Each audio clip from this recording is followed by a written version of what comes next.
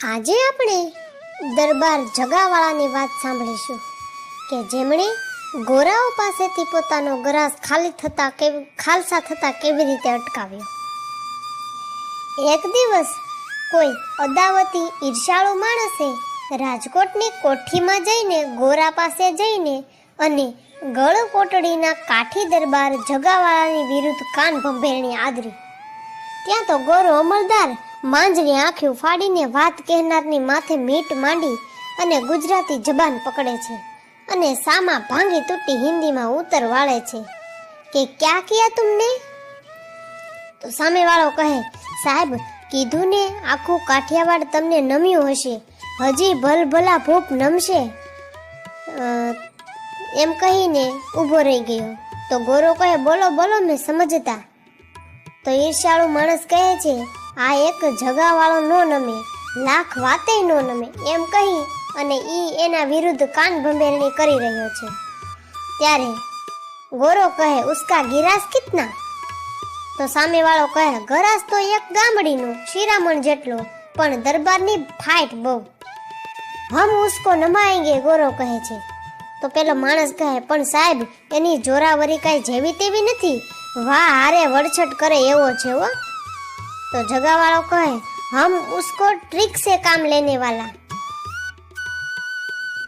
તો સામેવાળો કહે, અરે રામ ભજો ઈ વાતમાં કઈ માલ નથી, તુમ દેખના. તો કહે, ભલે સાહેબ દેખશું. આમ તે ચાડી કરનાર ચડાવનાર માણસ મનમાં મરકતો હતો. કાં તો જગાવાળો આકરો થઈને બાખડી પડશે તો આ ગોરો કેદ કરશે, અને જો નમશે તો મલકમાં મોઢું બતાવવા જેવો નહીં રે, બેમાંથી કાક તો થાય ને એમ કહીને તે મનમાં રખાય છે. તે દિવસથી કાઠિયાવાડની ભૂમકા માથે ગોરી રિયાસતની જામતી સત્તા હતી. અજાણ્યા મુલક માથે મોતને મુઠ્ઠીમાં લઈને અંગ્રેજ હાકેમો ધમ પછાડા મારતા હતા. કવાયતી લશ્કર તાકાતના જોરે હૈયામાં હામ ભરી અને રાજકોટની કોઠીમાં બેઠા બેઠા કાઠિયાવાડનું કારભારું કરતા હતા.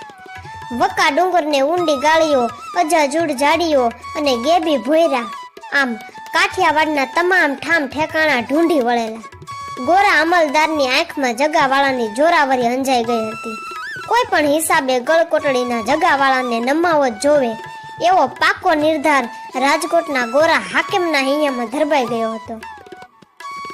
પણ જગાવાળો એટલે મુઠ્ઠી જેવડા ગળકોટડી ગામના દરબાર અને ગામ ઉપર એનો સુવાંગ ભોગવટો. ગરાસ તો વાટકીનો પણ જગાવાળાનું મન વિશાળ, ગરાસ ટૂંકો પણ રોટલો પહોળો. આવો જગાવાળો ગામથી ચેટો ચીપટા ડુંગરમાં વસે છે.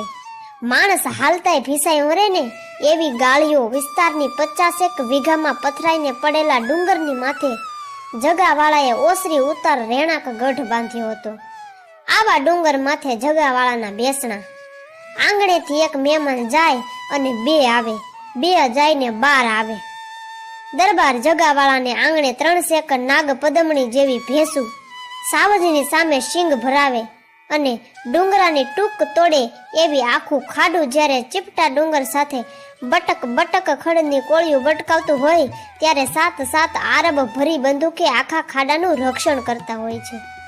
આવી દોમ સાહેબી જેને આંગણે આળોટે છે, જેના દરબાર ગઢ ઉપર ચીપટા ડુંગર આંકડા ભીડીને ઓહો નિશ અડી ખમ ઊભો છે, જેનું ભુજબળ પાંચાળમાં પકાયેલું છે, જેની જોરાવરીનો આખા પંથકમાં જોટો નથી. પણ જગાવાળાની આંખમાં કોઈ દી નિરાતે નીંદર નથી આવતી. દી ઉગે ને વાવડ આવે કે આજે ફલાણું ગામ ભંગાણું. રાત પડે અને અડખે પડખેના ગામમાંથી બારવટિયાની બંદૂકોના ભડાકા સંભળાય છે. ત્યારે જગાવાળાની ડેલીએ સમાન માંડેલી ઘોડી ઊભી છે. સવારે બાંધેલી ઘોડી બપોરે બદલે અને બપોરે બાંધેલી ઘોડી સાંજે બદલે અને સાંજે બાંધેલી ઘોડી રાતે બદલે. એમ જેમ પ્રહર બદલે એમ ઘોડી બદલાય છે. કોટડીના ચારેય સીમાડે એની ચોપ નજર ફરે છે. હરામ હલાલીના વાવડ મળતા જ બાંધેલી ઘોડી ઉપર પલાણ નાખીને દરબાર આંખના પલકારામાં ઘોડીને ચાપી અને પોતાના સીમાડામાં બારવટિયાને કાં તો ઢીમ ઢાળી નાખે કાં તો તગડી મૂકે છે. પોતાની રયતના રક્ષણ માટે રાત દી આવું અઘોર તપ તપનાર દરબારને એક દી કેણ મળ્યું કે તમારે આવતીકાલે બાબરાના થાણામાં હાજર થવાનું ફરમાન છે. તો જગાવાળા કહે કોનું ફરમાન છે? ત્યારે ખેપિયો લઈને આવેલો માણસ કહે છે ગોરા અમલદારનું. કાંઈ કારણ પૂછતા જગાવાળાની આંખ કરડી બને છે. આવનાર ખેપિયો ઉત્તર વાળે છે કે બાપુ, કારણની તો મને કાંઈ ખબર નથી, પણ દરેક દરબારોને ગોરા સાહેબે તેડું મોકલું છે. સવાર થતા જગાવાળાએ બાબરાના થાણે હાજર થવા સાબદારી કરી. ચૂડીદાર સુરવાળ અને માથે પાસાબંધી અંગરખું અને ભેટમાં બેધારો સોનાની મૂઠવાળો જમૈયો અને ખંભે ગીનીએ ઝળકતી પટ્ટાવાળી મખમલના મ્યુને ઢબુરાયેલી વીજળીના લીસોટા જેવી તલવાર ભેરવી છે અને જય સૂરજ દેવ બોલીને ઘોડી માથે રાગ વાળી અને વેતી કરી બાબરાના માર્ગે. રૂમઝુમ કરતી ઘોડી અસવારના પેટનું પાણી પણ ન હલે એવી રેવાલ ચાલે વેતી થઈ. આંખના 3 પલકારામાં તો 2 ગામના પંથને પછવાડે મૂકી અને ઘોડી બાબરાના ઝાપામાં પૂગી. કાળું ભારનો કાંઠો ઠેકાવીને ઘોડીએ થાણાના દરવાજે ડાબા ભટકાડ્યા કે જગાવાળાએ પેગડું છાંડી અને નીચે ઉતરી નજર કરી તો થાણાના મોટા ચોકમાં ગરુડના ઈંડા જેવા ગોરા હાકેમનો તંબુ તણાઈ ગયો છે. તંબુની ફરતે દેશી પરદેશી સિપાઈઓની ભરી બંદૂકે પેરો લાગી ગયો છે. તંબુ ઉપરથી પંખીડું પાંખ ફફડાવે નહીં એવી ફરતી ચોકી મુકાઈ ગઈ છે. ઘડીવાર થંભી અને કાઠી ગલઢેરો તંબુને તાલ જોઈ રહ્યો છે. ત્યાં તો પાંચાળના ગામે ગામથી દરબારો ડાયરાના એક પછી એક ઘોડીને હાળવ્યું સંભાળવા માંડી. એકબીજાને રામ રામ કરીને સૌ તંબુમાં દાખલ થવા લાગ્યા. તંબુના દાખલ થવાનું દ્વાર કાઠાળા કાઠી દરબારોને છાતી સમાણું થાય છે, એટલે માથું નમાવીને દાખલ થવું પડે છે. આ જોઈને જગાવાળાનો પગ થંભી ગયો. અંદર બેઠેલો ગોરો અમલદાર અકળાય છે.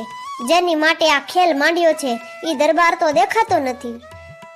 ગોરાએ એક મગજ વાપરીને કેવું કર્યું કે તંબુનો સાયથી દરવાજો નાનો રાખ્યો કે જેથી જગાવાળો અંદર આવે તેથી તેનું માથું નમે. તેથી કેવા થાય કે મારી સામે માથું નમાવ્યું છે. એટલે વારે વારે થાણાદાર ઉપર રાતો પીળો થતો પૂછે છે જગાવાલા ક્યું નહીં આયા? થાણદાર ફફડતા અહીંયા ઉત્તર આપે છે કે આવશે, સમાચાર મોકલ્યા જ છે. આપનું ફરમાન થાય અને ન આવે એવું બને જ નહીં ને. પણ ગોરાની અધીરાઈ વધે છે. એની નજર તંબુના દરવાજા ઉપર જ છોટેલી છે. જેવા દરબારો દાખલ થાય કે તરત જ પૂછે તુમ કોણ? આખરે અંગ્રેજ અમલદારે છેલ્લે આવનાર દરબારને જ પૂછ્યું જગાવાલા કોણ? પછવાડે જ આવે છે અને ગોરાની નજર બંદૂકના નિશાનની જેમ તંબુના દ્વાર ઉપર ચોટી રહી. તંબુને દરવાજે જગાવાળાનો પગ ભારે થઈ ગયો છે. એના ચિત્તમાં વિચારનું ઘમાસાણ ચાલે છે. માથું નમે તો એક ધોળી ધજાવાળાને બાકી કોઈને નહીં હો. ગોરાની કરામત જાણી ગયેલા જગાવાળાએ પળ બે પળ વિચાર કરી અને પગ ઉપાડ્યો. તંબુ પાસે પહોંચતા જ મ્યાનમાંથી તલવાર તાણી અને સબાક કરતો તંબુ ઉપર ઊભો ઘા કર્યો અને તંબુના લુગડાના 2 ભાગ થઈ ગયા. શું થયું, શું થશે? સૌ ફાટી આંખે જોઈ રહ્યા છે. 2 ભાગમાં વેચાયેલા તંબુના લુગડા વચ્ચેથી માથું નમાવ્યા વગર જગાવાળાએ તંબુમાં પગ મૂક્યો કે તરત જ ગોરો અમલદાર બોલી ઉઠ્યો તુમ જગાવાલા? તો કે હા સાહેબ, હું પોતે જ જગાવાળો. तुमने हमारा तंबू का नुकसान किया, हम तुम्हारा गरास खालसा करेंगे. સાંભળતા જ દરબારની આંખમાં આગના ભડાકા ઉઠ્યા. તો સાહેબ, સાગર જેવડી સત્તામાં સામે હું ચપટી વગાડી લેજો હો. કોઠીમાં પડ્યા જ ફફડજો હો. ગોરો કહે હમ કુછ નહીં સમજા. તો જગાવાળો કહે ઈ થાણેદાર સાહેબ સમજાવશે. અને થાણેદારે ગોરા અમલદારને જગાવાળાની તાકાતનો ખ્યાલ આપ્યો અને તેની બધી વીરતાની વાતો કહી અને ગરાસને ખાલસા થતો અટકાવી લીધો. ધન્ય છે આપણી આ ધીંગી ધરાને, જે આવા અનેક જતીઓ, સંતો, સુરાઓ અને શુરવીરોએ જન્મ લીધા છે. આવી જ અવનવી ઇતિહાસોની ઘટના સાંભળવા માટે અમારી ચેનલને લાઈક કરો, શેર કરો અને સબસ્ક્રાઇબ કરો.